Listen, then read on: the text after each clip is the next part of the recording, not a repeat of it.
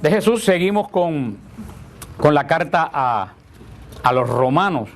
Estábamos en la carta a los romanos, hemos visto cómo San Pablo en esta carta tan importante habla de Israel, cómo Dios llamó al pueblo de Israel a ser su pueblo. Vimos cómo ese pueblo falló al pacto que Dios hizo con él, vimos las razones por las cuales Israel falló al pacto. Vemos cómo Israel perdió el pacto, pero cómo a través de Israel el Señor hizo la obra de redención, de propiciación.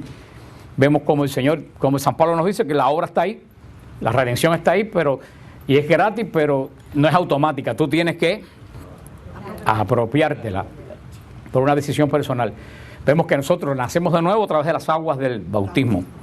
Vemos que Pablo nos dice que no solo las aguas del bautismo son suficientes, que si tú eres bautizado, tú tienes que vivir como bautizado. Y para eso nos habló de la vida en el Espíritu, los dones en el Espíritu, los carismas.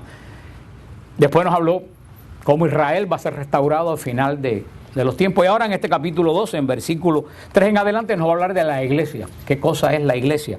Pero eso dice en Romanos 12:3. En virtud de la gracia que me fue dada, les digo a todos ustedes, no se estimen más de lo que les conviene.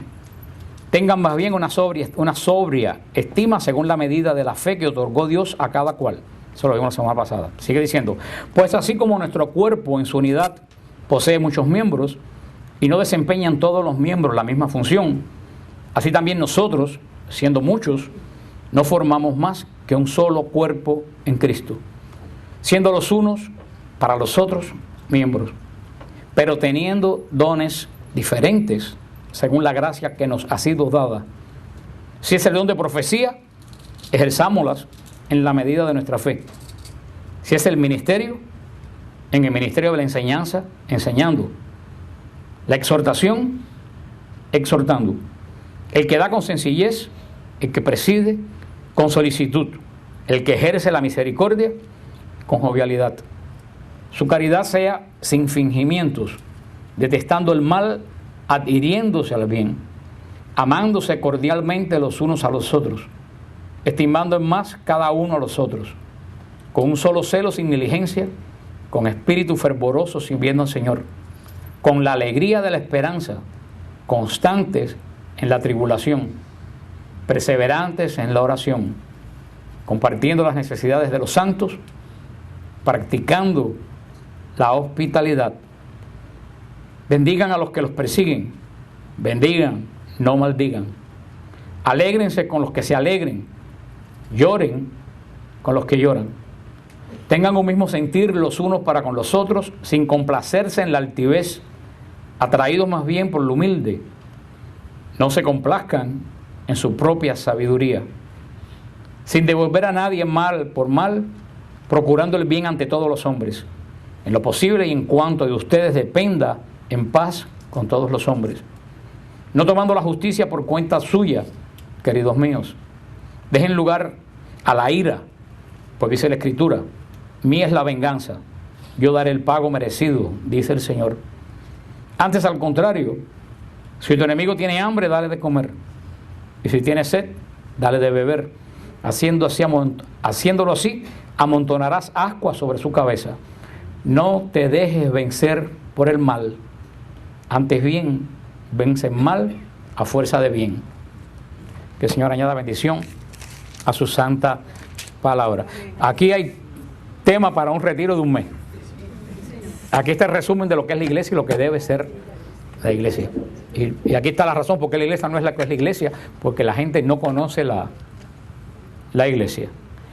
Comienza San Pablo con en este pedazo de capítulo, que vamos a estar algunos martes por lo que veo, comienza hablando de qué cosa es la iglesia. Y el gran problema de nosotros los católicos es que no sabemos qué cosa es la iglesia. Y por eso decimos, voy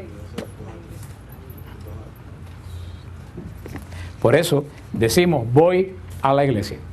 Y nosotros no vamos a la iglesia, nosotros somos la iglesia. A mí nunca me recuerdo una vez, una Semana Santa, que yo estaba en Sevilla, no este viaje, un viaje anterior creo que fui yo solo. Sí, fui yo solo, pues yo estaba en Teriana, que es un barrio de Sevilla. Cogí un taxi, y le dije, me dice el taxista, ¿dónde va? Yo le dije, llévame a Sevilla.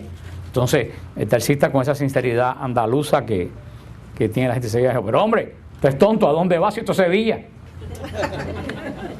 Yo dije, ok, Yo lo que quería decirle es que me llevara al centro de Sevilla, porque estaba en un barrio que se llama Triana. Yo pensaba que los trianeros son tan orgullosos de su barrio que pensé que a Triana le decían Triana y al resto de la ciudad le decían Sevilla, pero el tipo se asombró, porque verdad me dijo, ¿cómo que te llevas a Sevilla si tú estás en Sevilla?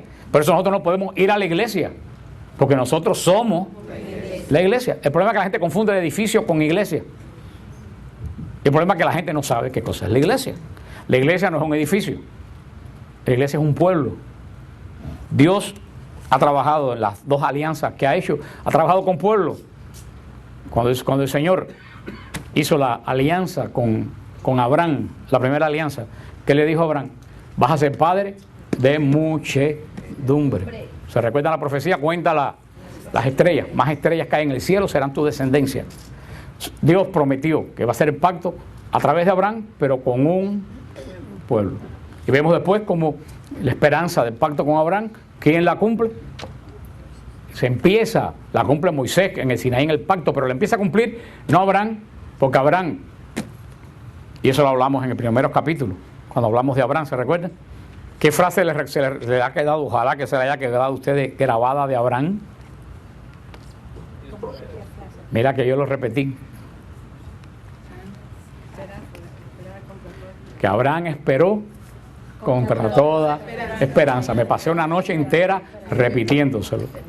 Que Abraham esperó contra toda esperanza. Que la esperanza es esperar cuando ya no queda ninguna esperanza. Y Abraham, que tenía la promesa de ser pueblo, de padre de pueblo, ¿cuántos hijos tú? Uno solo. Porque la esposa era estéril. Tú no puedes decir contra. Dios podía haber hecho las cosas un poco más fácil, ¿no? Pero si Sara pariera como una coneja 12 una vez al año, entonces la gloria no hubiera sido de Dios. ¿De quién hubiera sido la gloria? De Sara. Y después nace el hijo de Abraham, ¿cómo se llamaba? Isaac. ¿Y cuántos hijos tú? 2. Y han pasado como 40 años y Abraham iba a ser padre de muchedumbre. ¿Cuántos tenemos? 4. Porque Dios hace las cosas despacio, porque cuando Dios hace una cosa es para siempre. Hoy en día las cosas no duran porque la queremos muy rápido.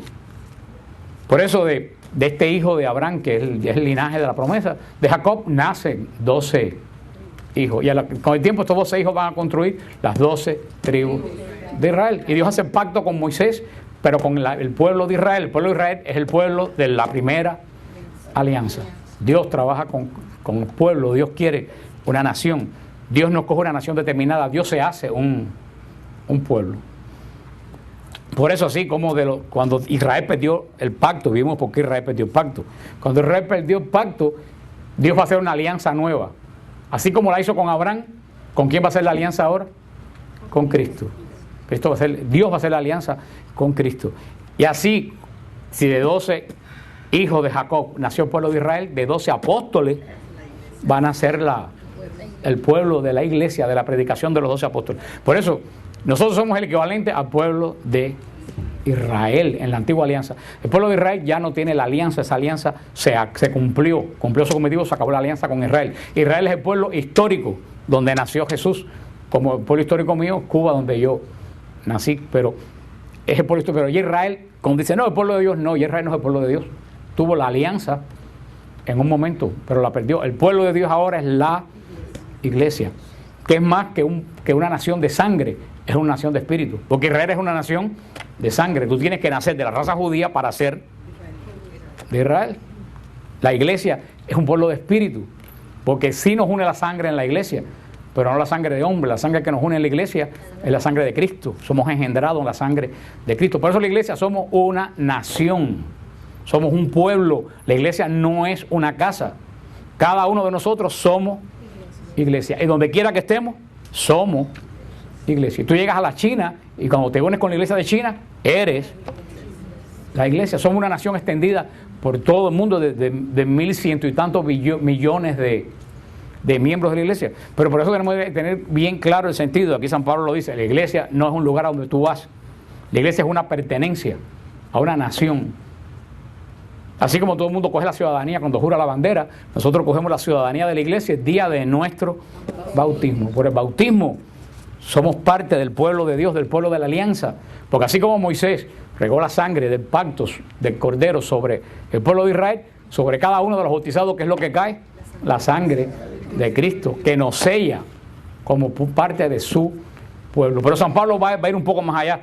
Y San Pablo aquí es donde presenta la teoría del cuerpo místico. Místico quiere decir espiritual, que no se ve. San Pablo dice, no solamente somos un pueblo, como Israel, que es una nación. No solo somos una nación, somos más que una nación, somos el cuerpo de Cristo. Dice San Pablo, esta iglesia, que este pueblo es un cuerpo vivo cuya cabeza es Cristo. Cristo es la cabeza y todos nosotros somos parte de ese cuerpo. Esto solamente se entiende en el espíritu, lo entiende la gente espiritual. La gente que es carnal no puede entender este misterio, como no puede entender la gente carnal, no entiende ningún misterio. No ven más allá de su propia nariz. Están rodeados por un mundo espiritual y ni saben que están rodeados por un mundo espiritual. Ahora los zarandean como una pandereta y dicen, ¿por qué me pasan esto? Pero no se da cuenta que lo están zarandeando porque están en medio de un mundo espiritual. En las casas ponemos alarma contra los ladrones, ponemos rejas, ponemos cámaras, ponemos un perro que nos cuide y los demonios se nos meten adentro porque no sabemos que vivimos insertados en un mundo espiritual. Y como no creemos, y yo le digo a las personas que no creen en el demonio está loco. El que no cree en el demonio, que ponga el televisor cuando salga aquí el noticiero. Si no creen en el demonio, entonces verdaderamente perdió juicio. Porque cada día que pasa vemos cosas que hace 10 años eran impensables, pero como el demonio va dando las cosas poquito a poquito, no nos asombra. Y miren cómo ha cambiado el mundo, que hace 30 años, cuando un niño parecía muerto, ¿de quién es el último que se sospechaba? De los padres. Ahora un niño parece muerto, ¿y quiénes son los primeros sospechosos? Los padres. Mira cómo el mundo ha cambiado, pero va cambiando tan poco sutilmente, porque por eso la iglesia representa al demonio como una serpiente, porque es tan sutil que no se siente. Cuando te das cuenta te tragó. Cuando te das cuenta tu hijo está en droga hasta aquí, o tú estás metido en adulterio y la bebida hasta aquí, y ya no sabes cómo salir, porque te fuiste metiendo. Yo leí una vez en un libro que dice que los peldaños de la degradación se bajan de 2 en 2, pero qué difícil es subirlo. Y San Pablo está diciendo, somos más que eso, somos un cuerpo, el cuerpo de Cristo. Y nosotros, el cuerpo humano se compone de ¿qué? De muchos miembros. Oreja, eso hablamos la semana pasada, oreja, ojo, mano. Dijimos que todo el cuerpo, aunque algunos lo son, no pueden ser una gran oreja. Aunque alguna gente son una gran oreja porque todo lo oyen. Pero bueno, eso no es carnalmente. Hay personas que me dicen, ay, pero yo no sé, a mí todo me lo cuentan, digo, porque saben que eres una chismosa. Eso es todo. O hay gente que son una gran boca. Exactamente. Y hay gente que son otras cosas que no voy a mencionar. Pero no es eso lo que habla San Pablo. San Pablo dice que así como nuestro cuerpo, cada parte del cuerpo tiene una función, así en la iglesia cada uno de nosotros tiene una función. Y así nosotros somos carne, sangre, pero somos algo más que eso. Tenemos también, ¿qué cosa? Espíritu. El espíritu, si no tenemos el espíritu en el cuerpo, tú pones un muerto que se murió de un infarto al lado de uno que está dormido y físicamente son igualitos. Ahora hay algo que tiene uno que le falta al otro. ¿Qué cosa es? Y cuando no está el espíritu en el cuerpo y se muere, ¿qué pasa con la carne? Se pudre. Hermano, sí pasa con la iglesia. La iglesia es un cuerpo formado por todos nosotros que somos carnales, pero la iglesia tiene un espíritu. ¿Cuál es el espíritu que posee la iglesia? El Espíritu Santo. Y cuando el Espíritu Santo abandona a la iglesia, abandona al creyente, ese cuerpo se muere. Y no solo se muere, se pudre. Por eso vemos tanta pudrición en algunos lugares de la iglesia, porque ahí el Espíritu de Dios no la mora. Por eso somos un cuerpo y tenemos una sangre común, todo el cuerpo. ¿Qué sangre común tenemos? La sangre de Cristo. Por eso el sacramento de la Eucaristía es sacramento de común unión. Y así como todo el cuerpo está unido, a nosotros nos une la sangre de Cristo. Así como la sangre circula por todo el cuerpo alimentándonos, la sangre de Cristo circula por toda la iglesia alimentándola. Mientras el Espíritu Santo es el que anima y hace vivir este cuerpo que es la iglesia. Pero ¿qué dice San Pablo en este capítulo 12? Cada cual en la iglesia tenemos un lugar. Somos unos miembros. Entonces tenemos que ver cuando hay personas que no sé cómo se llaman esas enfermedades, que el cerebro le deja de coordinar Bueno, más fácil todavía. Yo que soy guajiro. Ustedes no se acuerdan, bueno, porque ustedes no son del campo. Yo soy el único que soy del campo. Y seguro ustedes nunca vieron matar un pollo. Yo sí. Sí, te vieron matar pollo. Pensé que yo era el único. ¿Qué le hacía? Y cuando le retorcían el cuerpo al pollo, ¿qué pasaba con todo el cuerpo? Empezaba a patalear. Así, cuando el cuerpo no tiene la unidad del espíritu, empieza a moverse para cualquier lugar sin coordinación. Y eso es lo que dice San Pablo. Ustedes no pueden moverse cada cual por su cuenta, porque nos guía un mismo espíritu. Cada cual en la iglesia tiene su lugar y su función, y tenemos que ocupar el lugar que tenemos, que el Señor nos ha marcado en la iglesia. La iglesia es una nación, y toda nación tiene que tener orden. Una nación que no tiene orden es un caos, y se acaba. Los padres de esta nación, ¿qué fue lo primero que hicieron cuando fundaron la nación? La Constitución. Porque sabes que sin orden una nación no puede subsistir. Nuestro cuerpo, que es la iglesia, tiene un orden y tiene una Constitución. ¿Qué es la Constitución? La Sagrada Escritura. Ahora, esta nación tiene la Constitución, pero la Constitución sola puede regir esta nación. No, porque si la gente de Miami dice, yo interpreto la Constitución de esta forma, y la gente de Orlando dice, no, yo la interpreto de esta forma, la misma Constitución se convierte en una anticonstitución. Entonces, en este país que tiene la Constitución, ¿qué es lo que tiene? La Corte Suprema. ¿Qué es lo que dice la Corte Suprema? No, espérate, frena. Lo que dice la Constitución no es lo que tú dices. Lo que dice la Constitución es esto. Y cuando la Corte Suprema dice esto es lo que dice la Constitución, todo el mundo boca abajo. La iglesia tenía la Escritura, pero la Escritura, si cada cual la interpreta como le da la gana, Dios no puede hablar 15 cosas diferentes de una misma Escritura. Entonces la iglesia tiene una Corte Suprema. ¿Quién es? El Papa. A quien, sucesor número 265 de Pedro, a quien Cristo le dijo, lo que tú ates, yo ato. Entonces nosotros tenemos la Constitución, tenemos quien define qué es lo que dice la Constitución, porque la iglesia tiene un orden, porque Dios es Dios de orden. Y lo que está pasando en la iglesia, que estamos viendo, es consecuencia del desorden que hace 40 años entró en la iglesia. Creemos que cada día la iglesia le hace menos caso a la cabeza visible de la iglesia, que es el Papa. Entonces cada cual quiere hacer lo que le da su realísima. Y vemos teólogos de la calle 8 pontificando en la cubanísima sobre el celibato. Cállese la boca si usted ni siquiera puede dirigir a su mujer, que viene a dirigir a la iglesia. Tenemos un orden, y es el orden que tenemos que seguir, y si no te gusta, vete. Punto. El cuerpo, la parte del cuerpo, cuando se pudre una parte del cuerpo, ¿qué es lo primero que hace?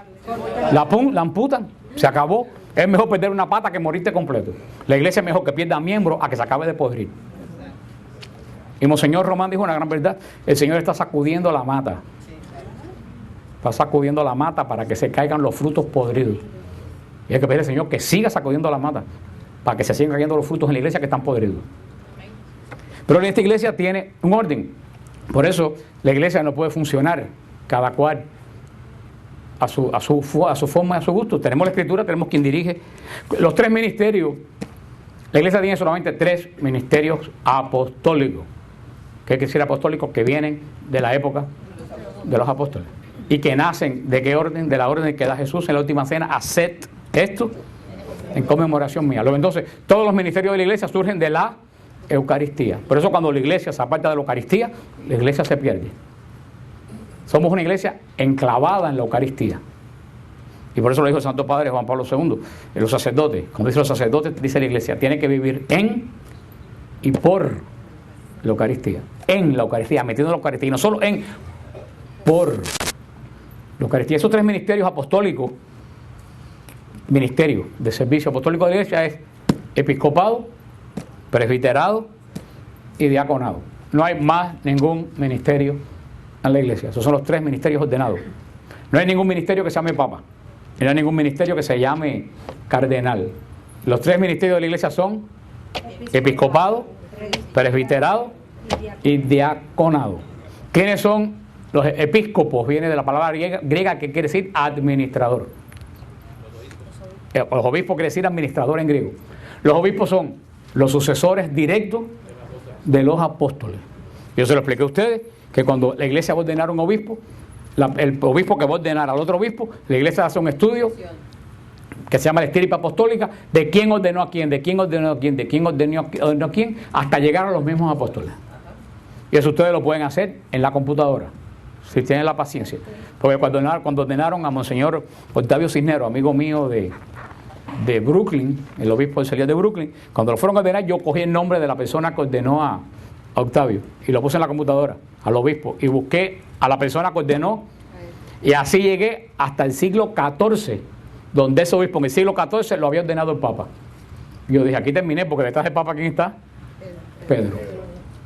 Todo obispo tiene una línea sucesoria que te lleva probada históricamente hasta los mismos apóstoles. Quiere decir que nosotros conservamos ese imposición de manos, ese orden que dio Jesús en la última cena, lo conservamos intacto hasta el día de hoy en todos los obispos ordenados de la iglesia. Los obispos son sucesores de los apóstoles. Más que obispo no hay nada. ¿Cuál es el rango del Papa? Obispo. Punto. El Papa es obispo. El Papa es el obispo de la ciudad de Roma. ¿Y cuál es la importancia del obispo de la ciudad de Roma? Que el obispo de la ciudad de Roma es sucesor directo de San Pedro. Y San Pedro es el que tiene el poder de atar y desatar, y que tiene el poder de las llaves. Por eso, el obispo de Roma es la cabeza de la iglesia. Así como Judá en Israel, entre las 12 tribus, Judá es el que tenía la promesa en Israel, la promesa en el nuevo pueblo lo tiene Pedro. Y por eso la iglesia, la cabeza del visible de la iglesia es el obispo de Roma. Por eso decimos que todos nosotros estamos unidos en común unión a la iglesia de Roma. A la iglesia de Roma, cuya cabeza es su obispo. Pero el Papa no es, cuando eligen a quien a Papa, no hacen ninguna ceremonia para hacerlo Papa. Solamente hacen una misa y lo presentan como obispo de Roma.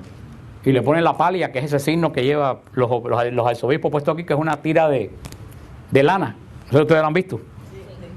Y le ponen eso como es el signo que está hecho con oveja, que es el pastor que carga a la oveja. Le ponen eso como signo que es el que tiene el poder de administrar la diócesis de Roma, por lo tanto es el sucesor del apóstol Pedro, pero no hay ninguna ceremonia para ordenarlo papa porque no existe. ¿Dónde viene la palabra papa?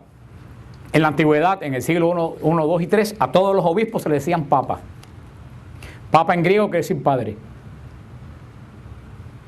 De ahí viene la famosa repicería esa, Papa John, porque era un apellido griego que se llamaba Papas y Juan en griego. Ellos después cambiaron, no me acuerdo cómo se dice, y cambiaron Juan para John. Pero papa quiere decir padre, hasta actualmente en griego. Por eso, todos los obispos le decían papa. Con el tiempo se perdió ese título de todos los obispos. Quedan algunos obispos que le dicen papa todavía, uno de los obispos caldeos y a un obispo corto de Alejandría todavía le dicen papa. Pero papa no es un ministerio, es un nombre que quiere decir padre. Pero sabemos que el rango más alto que hay en la iglesia, ¿cuál es? Obispo. Pero entre los obispos, ¿quién tiene el rango número uno, primero? El obispo de Roma. ¿Por qué?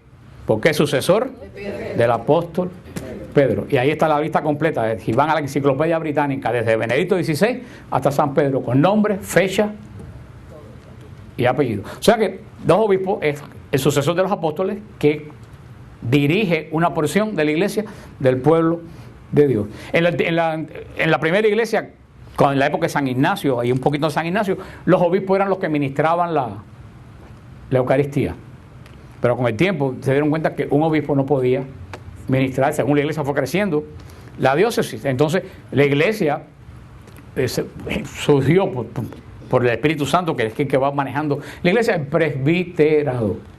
Presbítero quiere decir anciano, pero no por edad, sino por prominencia. Entonces están los presbíteros, que los sacerdotes católicos, la gente decimos sacerdote, pero no se llaman sacerdotes, se llaman presbíteros. Le decimos comúnmente sacerdotes porque comparten el sacerdocio de Jesús, pero todos participamos del sacerdocio de Jesús. ¿Quiénes son los presbíteros? Los presbíteros son los que ayudan al obispo en administrar los sacramentos.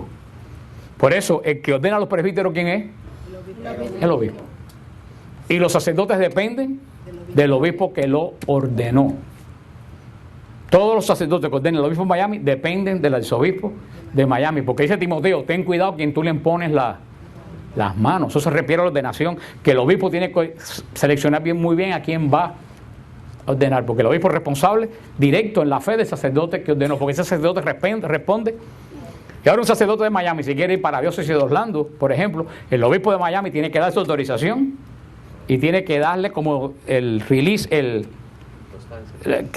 decirle, ok, yo lo cedo a tal, porque hasta que no sé que suceda eso, el sacerdote o el presbítero está totalmente unido a quién, al obispo que lo ordenó. ¿Y cuál es la función del presbítero? Ministrar los sacramentos en las diferentes comunidades. Pero si vemos a ver, lo primero que nació en la iglesia, si venimos a ver sinceramente, aunque los obispos son sucesores de los apóstoles, lo primero que nace en la iglesia, ¿qué cosa es? El presbiterado. Cuando Cristo dice, haced esto, conmemoración mía. Por eso dicen que el obispado es la plenitud del sacerdocio. El obispo tiene la plenitud del sacerdocio. Porque es el sacerdocio directo ¿de quién? De Cristo, pero los demás están ordenados por él. ¿Usted entiende lo que les digo? El obispo tiene la plenitud del sacerdocio, porque viene directamente de la orden de Jesús, hacer esto en conmemoración. Sin embargo, los presbíteros son ordenados por el obispo y dependen ¿de quién? Del obispo. Pues ministran los sacramentos en representación y por el poder de imposición de mano que le da el obispo. Y después tenemos los diáconos. Diácono quiere decir en griego servidor. Los diáconos no son sucesores de los apóstoles. Los diáconos eran, en la antigüedad, los que administraban la iglesia, mientras el obispo y el presbítero pastoreaban al pueblo de Dios. Por eso se llaman servidores. Y eso es lo que un diácono debía hacer. Un diácono debía administrar una parroquia, mientras el párroco se dedica al pastoreo del pueblo de Dios. Y eso fue lo que el Papa Juan Pablo II vino 7 veces a Estados Unidos a decirle a los obispos y a los sacerdotes. Y lo dijo el Papa, no lo dije yo. El Papa le dijo 7 veces a Estados Unidos, ustedes, y hace una pila de años, porque si el Papa vino 7 veces aquí, es porque sabía lo que se estaba incubando en este país. El Papa le dijo 7 veces a los obispos y a los sacerdotes en Estados Unidos, ustedes no son administradores, ustedes son pastores. Dejen que los diáconos y los laicos administren y ustedes dedíquense a pastorear. Y ese es el gran problema que tenemos hoy en día, que los sacerdotes no son pastores, son administradores. Entonces las finanzas de la parroquia andan mejor o peor, pero el pueblo de Dios anda como oveja sin pastor. No se pierde $1, pero se pierden las almas. Y eso lo dijo el Papa, no lo dije yo. Está muy definida la misión del obispo. Y eso lo dijo uno de los obispos más santos que ha dado América Latina, que es Monseñor Uribe Jaramillo, de Colombia.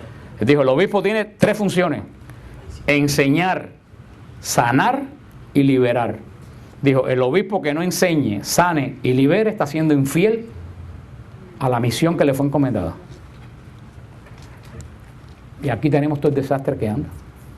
Los obispos andan haciendo ABCD y mirando a la diócesis, el dinero de la diócesis, los sacerdotes administrando el dinero de la parroquia, porque nos hemos entrampado en un sistema, estamos como la medicina en Estados Unidos, nos hemos entrampado en un sistema que no podemos salir.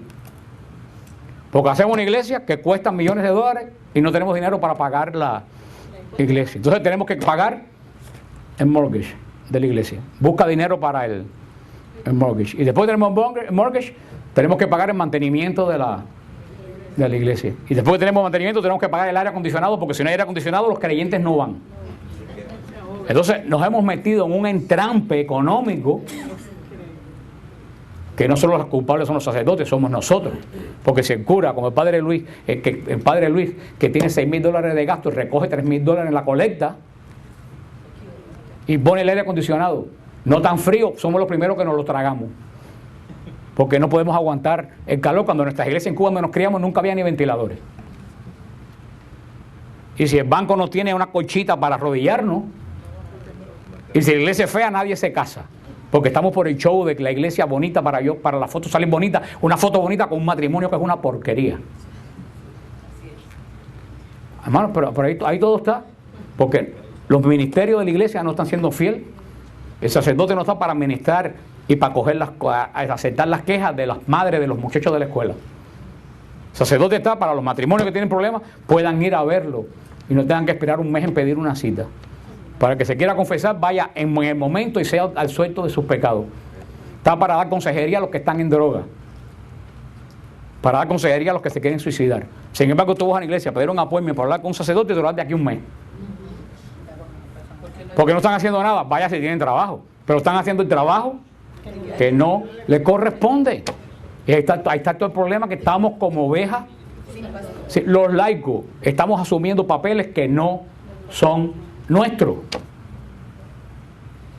¿Por qué yo enseño? Porque no hay nadie, ningún sacerdote que enseñe en Miami, a no ser 2 o 3. ¿Por qué no enseñan? Porque no tienen tiempo. Por eso vienen las depresiones y por eso vienen los fallos en el sacerdocio. Porque si a mí me ordenan y me dan una unción para pastorear el pueblo de Dios y me paso el día metido en una oficina sacando cuentas y fajándome con gente, llega un momento que yo tengo que... Es como si tú te ordenas, te gradúas de médico y te ponen a trabajar en una oficina.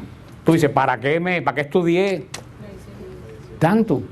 Y por eso ven las depresiones de los sacerdotes y el sentido de soledad. Estoy seguro que una persona que está trabajando en el mundo espiritual todo el tiempo no tiene tiempo para deprimirse. Porque el tiempo le digo, ay Señor, si yo tuviera por lo menos un fin de semana para deprimirme en mi casa. Pero yo no tengo tiempo ni de deprimirme. No tengo tiempo ni para sentirme solo. Por eso gente cuando me voy por ahí, cuando fuimos por el viaje a Israel el primer día que estuve en Sevilla, ¿te acuerdas? Yo me senté aparte en una mesa y todo el mundo me dijo, ay, qué pesado tú eres. Pero es que hay veces que uno tiene necesidad de estar solo. Pero tiene necesidad de estar solo cuando tienes demasiada actividad en el reino de Dios. Pero ahí bien las depresiones, los problemas en el sacerdocio no están funcionando con la unción que le dieron. Están haciendo otra cosa. Entonces es como el pollo que le tuercen el pescuezo. Los diáconos son servidores. Son servidores. Aunque hay algunos diáconos que se creen obispos. Y cuidado. Y con todo papa. Y yo eso digo, cuidado, tú eres un criado. Tú eres un servidor. El diácono está para ayudar al sacerdote. No tiene la plenitud del sacerdocio en Cristo. Por eso no puede celebrar la Eucaristía ni administrar la confesión, el perdón de los pecados, porque ese ministerio dado únicamente a los apóstoles. Por eso el diácono puede predicar, puede bautizar, porque cualquier cristiano puede bautizar, puede casar, porque el sacerdote en el sacramento del matrimonio es el sacerdote es el único que no ministra es el sacramento del matrimonio. Los ministros son los esposos. El diácono bautiza, el diácono ministra los sacramentos, pone el Santísimo y debería ministrar la parroquia. Esos son los diáconos. Esos son los 3 ministerios ordenados apostólicos. La Iglesia Católica tiene, el Santo Padre Juan Pablo II lo definió de una forma hermosa. Dijo, la Iglesia tiene 2 pulmones por donde respira. Uno es la Iglesia Oriental y otra es la Iglesia Latina. No se confundan, la gente piensa cuando digo la Iglesia Latina que se refiere a la iglesia que habla español. No, la iglesia tiene 2 ramas, una iglesia que habla griego y otra rama que habla latín. Por eso a la iglesia que habla griego se le llama iglesia bizantina y a la iglesia que habla latín se le llama iglesia latina. ¿Cuál es la parte latina? La parte romana que decimos de la iglesia, o sea, la mayoría de la iglesia que la gente conoce. La mayoría de la iglesia que está en Europa y de ahí vino al nuevo mundo. ¿Cuál es el idioma que se hablaba hasta el concilio en la iglesia?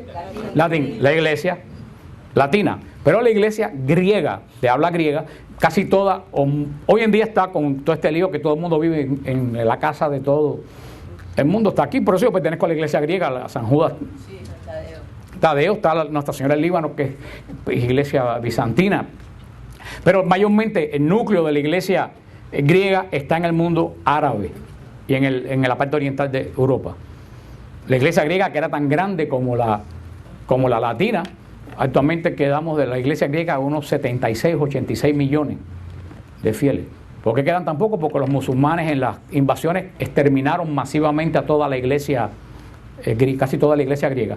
Solamente quedan pequeños grupos, como ahora vimos el Papa en la visita de Israel, como vimos la iglesia jordana, que ha estado 2000 años ahí, y esa iglesia oriental hay que admirarla, porque esa iglesia ha resistido 2000 años la presión de los musulmanes, viviendo dentro de ellos, diciendo yo no renuncio a mi fe. Pero ambas iglesias es la misma iglesia católica, apostólica, romana, bajo la autoridad del Papa, solamente que la iglesia griega tiene una tradición bizantina del mundo griego y la iglesia latina tiene una tradición del mundo latino, del cual era la cabeza Roma, pero ambas están bajo la autoridad del Santo del Santo Padre.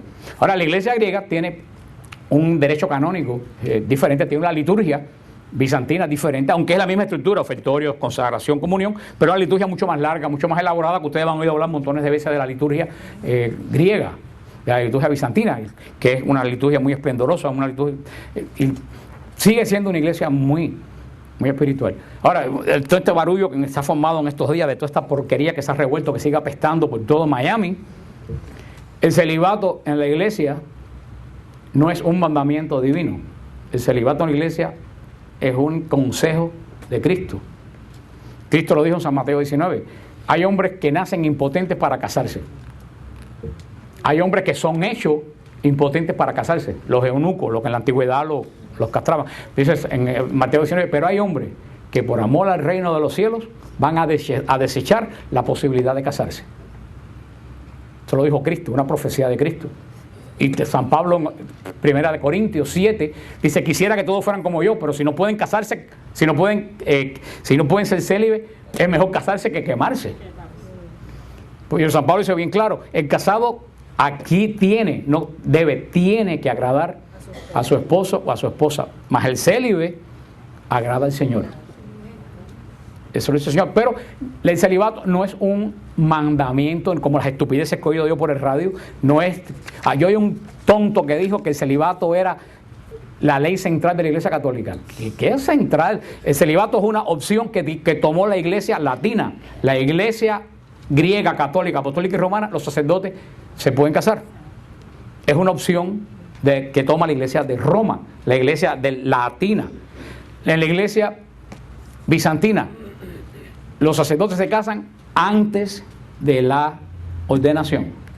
Una vez ordenado, si la esposa muere o se separa, no se puede volver. O sea, la iglesia griega y la iglesia ortodoxa no deja casarse a los sacerdotes, ordena a hombres ya casados. Pero la inmensa mayoría de la iglesia, de los sacerdotes de la iglesia griega, eligen el celibato. Y yo, que pertenezco a la iglesia griega, los obispos de la iglesia griega, yo tengo montones de obispos ortodoxos, la mayoría de los obispos ortodoxos y de los obispos bizantinos no admiten más del 25% de su clero casado. Ellos buscan que el 75% de su clero sea célibe. ¿Por qué? Por todos los problemas que viene un sacerdote casado. Algunos tontos que se creen que la solución a los escándalos que ha habido en la iglesia es quitar el celibato. Eso es tan absurdo como para pensar que la infidelidad se acaba porque quitemos el matrimonio. Totalmente absurdo. Los escándalos de la iglesia no vienen por el celibato, vienen por falta de conversión. ¿O ustedes creen que la iglesia ortodoxa, la iglesia griega y la iglesia protestante no tiene escándalo? Vaya si tiene escándalo. Ahí vienen los adulterios, pastores con otra mujer. O como el escándalo del pastor del presidente de la Confederación Evangélica, casado con 5 hijos, que tenía un amante homosexual que le pagaba con heroína. ¿Era célibe? No, el problema no es el celibato, el problema es el pecado. Y la falta de fidelidad que existe. El celibato, dice, es obligatorio. El celibato no es obligatorio. Usted, cuando va a ser sacerdote, sabe que la iglesia latina exige el celibato. Y usted voluntariamente lo acepta. A ti no te ponen una pistola en el pecho. Ahora, si tú lo aceptas voluntariamente, más vale que seas fiel. Como el marido de la mujer tiene que ser infiel a su esposo, el sacerdote tiene que ser fiel al voto que hizo. O sea que todos los problemas que tenemos no vienen del celibato. Mañana el Papa puede quitar el celibato y no hay ningún problema. Ojalá que yo no vea eso, que el Señor me lleve antes. Porque yo sé todo lo demás que viene a la iglesia después. Porque ya yo lo he visto en la iglesia oriental. Porque los mismos que están vociferando que quiten el celibato, cuando lo quiten y el cura tenga 7 hijos, ¿tú sabes lo primero que va a decir? Que trabaje para que mantenga a los hijos. Porque los protestantes dan el 10% de su salario y nosotros echamos $1 cuando vamos a la iglesia. ¿Quién va a mantener la familia del cura? Entonces, después, ¿qué va a ser el segundo paso? Y eso el demonio lo sabe. ¿Cuál va a ser el segundo paso? Que trabajen. Y cuando el cura tenga 7 hijos y trabaje 8 horas, se acabó la iglesia. Esto es un plan muy bien diseñado para acabar con la... El problema no es quitar el celibato. El problema es ser fiel al voto que tú tienes y no andar en rumba ni en farándula. Porque cuando la iglesia, los curas tenían sotana y los confesionarios eran de tabla con una reja y una cortina, la iglesia sabe por qué tenía esas normas en la iglesia. No, pero somos muy modernos, quitamos los confesionarios, quitamos la sotana, todo el mundo de farándula, ahí están los problemas. Aquí el problema no es quitar, aquí vamos a volver a poner lo que hemos perdido. Por eso, esto del celibato es una tontería. Es una norma de la iglesia, no es ninguna ley divina que se puede quitar. Ahora en eso viene la pregunta de San Pablo. Todo me es permitido, mas no todo me conviene. Como me preguntaron el otro día, ¿me puedo hacer un tatuaje? Digo, sí, pues eso no es pecado. Puedes hacerte un tatuaje, te es permitido. Ahora viene la segunda pregunta. ¿Te conviene? ¿Te conviene identificarte con una cultura decadente? ¿Te conviene identificarte con una cultura de droga? ¿Te conviene eso a un cristiano? No. Somos libres en Cristo, pero todo me es permitido, mas no todo. Lo que pasa es que hoy no hay discernimiento para saber qué es lo que me conviene. En este cuerpo de Cristo, como hemos visto, que tiene una jerarquía, que es episcopo, presbítero y diácono. No hay más ninguna. Se me olvidaba. ¿Quiénes son los cardenales? Cardenales son obispos que el Papa llama a que lo ayuden a gobernar la iglesia. Pero los cardenales no hay ninguna ordenación de cardenal. Cuando elige a un cardenal, el Papa le da el birrete. Punto. Es un obispo que tiene la función de ayudar al Papa a gobernar la iglesia. Esos son los cardenales. O sea que no hay ningún rango en la iglesia ordenado que se llame cardenal. En la iglesia nada más que hay 3 ordenaciones: obispo, presbítero y diácono. Buena pregunta. Los arzobispos es un obispo, no es más que obispo. El prefijo arc en griego quiere decir más importante. Arcángel, un ángel importante, pero sigue siendo ¿qué cosa? Ángel. No hay una naturaleza diferente. Arzobispo, que es un obispo importante por el tamaño de la diócesis, como Miami, que no tenía un obispo cuando la diócesis pasó el 1.000.000 de fieles, ya es una diócesis importante, ya tiene un arzobispo, o por la importancia de la iglesia, por ser una iglesia, no sé, como la de Antioquía, que a lo mejor no es muy grande, pero ahí el obispo Pedro fue obispo. Quiere decir una diócesis que es importante, arzobispo, pero sigue siendo ¿qué cosa? Un obispo. Y el arzobispo, la arquidiócesis, el arzobispo tiene la jurisdicción espiritual de varios obispados más pequeños que están bajo su... que no los manda en el sentido que todos son obispos, pero tiene cierta autoridad en el orden de esa zona. De ahí para allá está el pueblo de Dios, que somos todos nosotros. Monseñor. Monseñor es un título de honra que es muy antiguo de la iglesia. Pues él no tiene ningún tipo de... Es un título que si te quieren halagar, pues te lo dan para congratularte como licenciado. No sé, en México todo el mundo es licenciado, algo por el estilo. Un título honorífico que la iglesia da cuando quiere halagar a un sacerdote que ha hecho algo importante en la... No, pero no, el padre Oscar de la Ermita es monseñor y no es obispo, es un título. Lo que usualmente a los obispos se le dice monseñor porque era un título de la antigüedad que se le daba a alguien importante. De ahí está todo el pueblo de Dios, que somos cada uno de nosotros. ¿Toda la iglesia la dirigen los obispos, los presbíteros, los diáconos? No, todos somos parte. Por eso la semana que viene vamos a ver que ahora lo que dice, cuando dice Pablo hablando a la iglesia, todos nosotros tenemos dones que recibimos en nuestro bautismo. San Pablo dice, tú tienes que utilizar en la iglesia el don que Dios te dio, no para tu beneficio. ¿Para beneficio de quién? Del cuerpo. Por eso dice San Pablo, si tú tienes el don de profecía, profetiza. Profecía, acuérdense que nosotros profecía no es adivinar el futuro, eso es adivinación. Profecía es cuando el Señor pone en tu corazón una palabra que tú tienes que transmitir. Eso es profecía. Hay veces que esa profecía contiene algo futuro, pero no tiene que ser, por ejemplo, no sé, yo no sé, una vez cuando yo trabajaba en la ermita, hace muchos años, había un muchacho rezando a la parte de atrás y yo sentí que el Señor me decía, dile que para Dios no es imposible. Y yo sentía que eso no era mío porque eso no vino de mi cabeza. Y esa frase no, y continuamente, hasta que cogí y le dije, mira hermano, dice el Señor que para él no es nada imposible. El tipo empezó a llorar. Y me dijo, eso es la palabra que yo tenía hoy que oír para poder seguir viviendo. Eso es don de profecía, una palabra que viene a ti y de momento que tú tienes que decirse a alguien. Por eso dice San Pablo, si tú tienes el don de profecía, profetiza, no te metas a cantar. No pierdas tu tiempo en cantar. El Señor no te llamó a cantar. El Señor te llamó ¿a qué? A profetizar. Si el Señor te da el don de sanación, ¿qué es lo que tienes que hacer? Dedícate a orar por sanación de los enfermos. Vete a los hospitales. Y tú sabes cuando tienes el don de sanación. Pero cuando tú tienes el don de sanación, tú vas por un mall y ves a una niña que está jorobada y a ti las manos se te van por orar por esa. Muchas veces no lo hacemos porque tenemos el respeto humano. Pero sabe Dios, la madre de esa niña que tiene una silla de ruedas, que bien le vendría que tú le dijeras, ¿puedo orar por tu niña? Yo me decía una vez una persona que tiene don de sanación.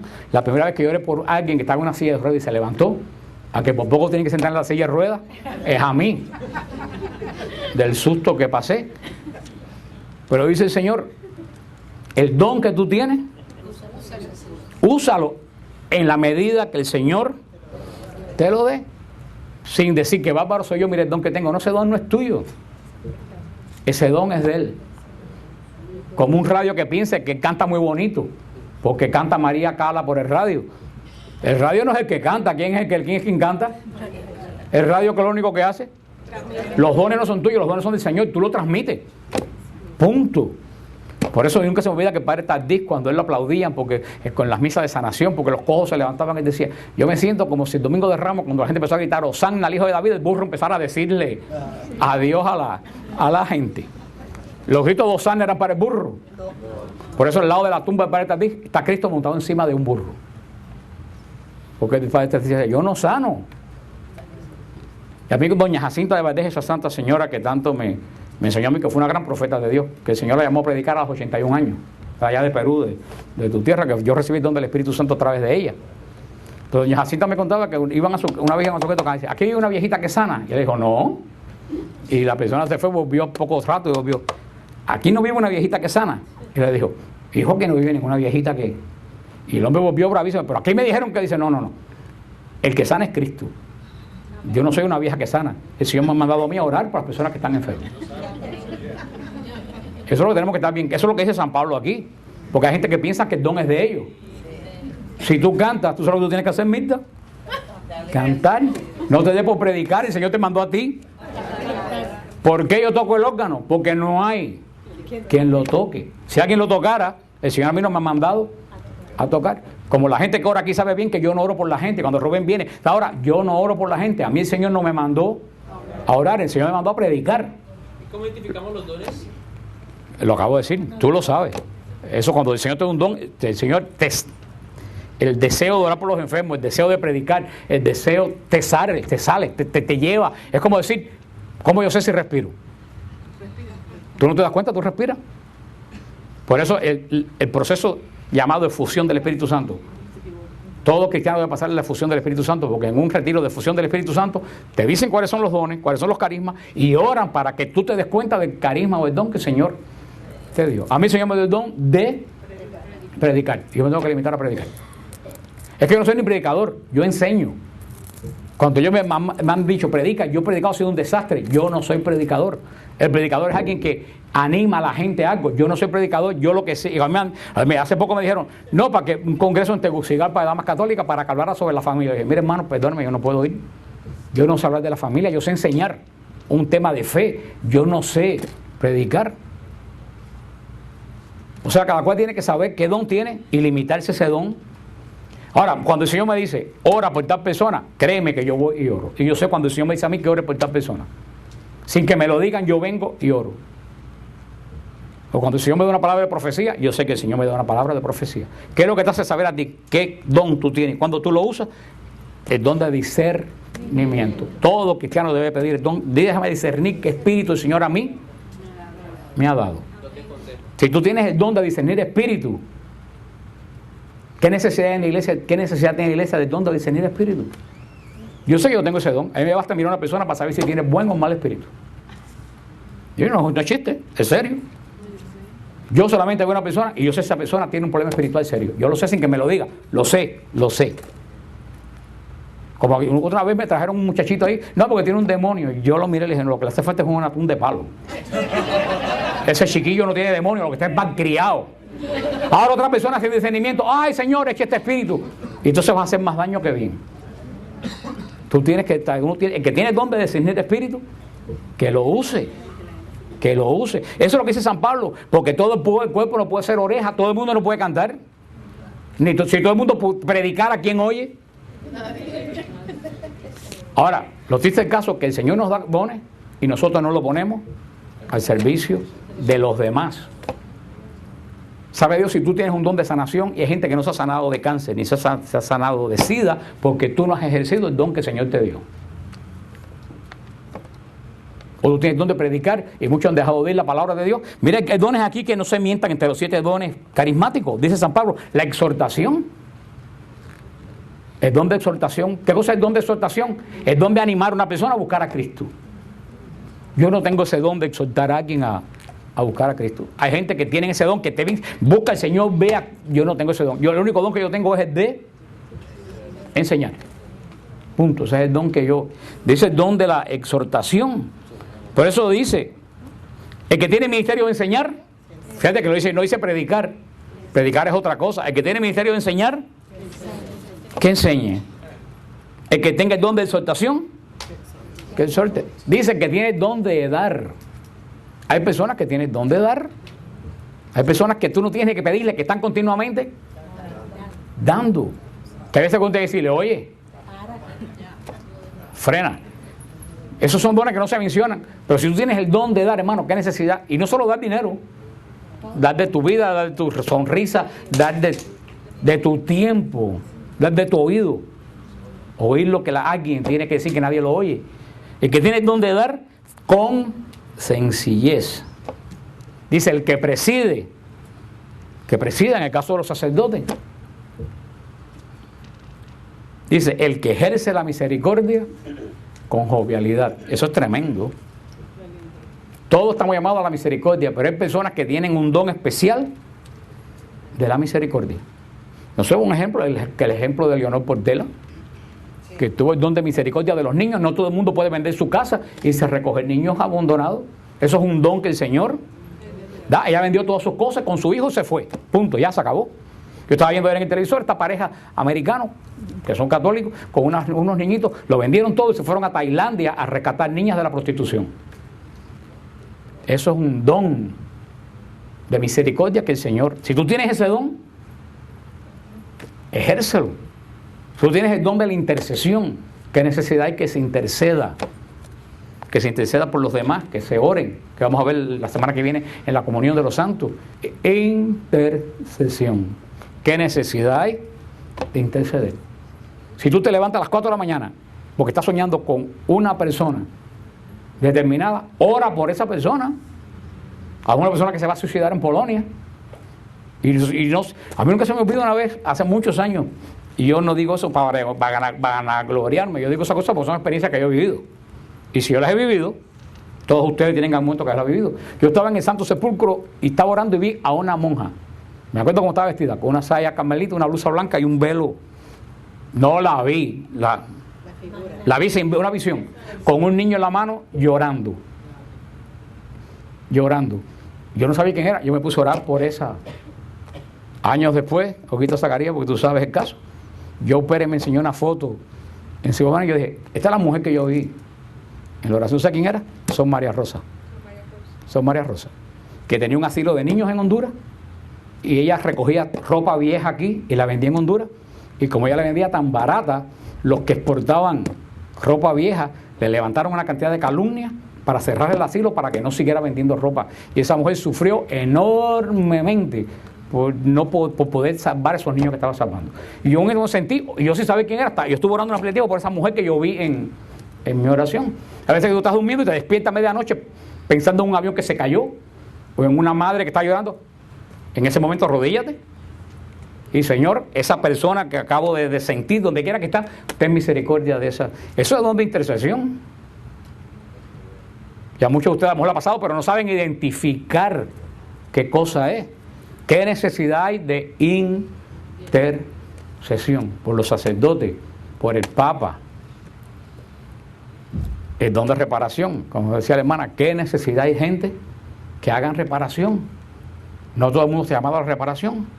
¿Qué cosa es la reparación? En tu casa tú reparas cuando algo se está cayendo. ¿Qué necesidad del Santísimo orar? Dice, Señor, estoy orando aquí por la gente que no oran. Estoy orando esta hora por los sacerdotes que son infieles. Estoy orando esta hora por las vocaciones. Estoy orando esta hora por los matrimonios que se están desbaratando. Estoy orando esta hora por los jóvenes que se están perdiendo en la droga. Una cosa es intercesión cuando tú oras por una persona en específico. Y reparación es cuando tú tratas que lo que está roto se arregle de... No, ¿qué necesidad hay? La reparación es un don, pero a mí me encanta terminando aquí lo que dice, el que ejerce la misericordia con jovialidad. La misericordia no es algo... La misericordia es algo... Misericordia. Nace de dos palabras, poner tu corazón donde está la miseria. Misericordia, viene de miserere cordis, viene a decir, tú pones tu sentimiento, tu corazón, cordis, ahí donde está la miseria. Pones tu corazón, no es que la miseria viene a ti, tú te vuelcas donde tú sabes que hay miseria humana. Dice, que tu caridad sea sin fingimiento. Y lo dice el Señor, que tu mano derecha no sepa lo que da a la izquierda. Hay gente que le encanta sacar vaya, y después dice, ay, qué bueno es fulano, qué bueno es. Ahí te llevaste todo el premio. Que tu caridad sea sin fingimiento. La semana que vamos a ir con esto, pero combina con una frase que la voy a estar repitiendo. Así como repetí, esperar contra toda esperanza, y a ustedes se les olvidó. O sea que yo sí soy una persona que espera contra toda esperanza, porque a pesar que ustedes no se acuerdan al día siguiente de lo que yo dije, yo sigo viniendo aquí todos los martes a dar la clase. Pero si tienes el don de regañar. no tengo el don de enseñar. Regaño lo toma el que sabe que lo está haciendo mal. Yo digo las cosas como se hacen. Si alguien lo toma personal, es que lo está haciendo mal. Muy diferente. Y lo que pasa es que hoy en día no todo el mundo dice, hoy en día todo el mundo es político, no todo el mundo es profeta. Hasta muchos en la iglesia quieren ser políticos y no profetas. Político es el que dice lo que a la gente le gusta oír. Y es popular. Profeta es el que dice lo que el Señor te pone, aunque le caiga mal a los demás. A mí me importa un bledo la popularidad mía entre ustedes. Yo digo lo que tengo. En el retiro pasado, una pobre señora que no sé de dónde salió, dijo, ay, este señor ha dado el retiro y no se ha reído entre los 3 días. Yo no voy a un retiro a entretenerle a ustedes, ni a caerle simpático a ustedes. Yo voy a darle la palabra de Dios. Punto. Y sé que no me puedo reír, porque si sin reírme ustedes forman un relajo, dime tú si yo me río. Tan sencillo como eso. Yo voy de acuerdo al público que tengo. Ahora ya me Luciso así. Pues en cuanto a lo de la risa, me Luciso así. Se recoge se traga la boca para no. Pero yo te dije que tú a toda parte porque tú tienes el don de la risa, que es un don también. Pero fíjate, voy a repetir la semana que viene, y siempre voy a repetir por muchas semanas este versículo, y ojalá que ustedes lo apunten. Romanos 12, 21. No te dejes vencer por el mal. Te lo voy a repetir. No te dejes vencer por el mal. Dice San Pablo, más bien vence al mal con el bien. Hoy en día nosotros nos dejamos vencer. No voy más, no hago más. No dejes que el mal te venza. Haciendo el bien se vence el mal. Porque el mal no existe, el mal es ausencia de bien. El mal está derrotado. Sin embargo, nosotros muchas veces nos dejamos derrotar por el mal. Nunca dejes que el mal te derrote. Por mucho mal que te hagan, tú harás bien, porque el bien vence el mal.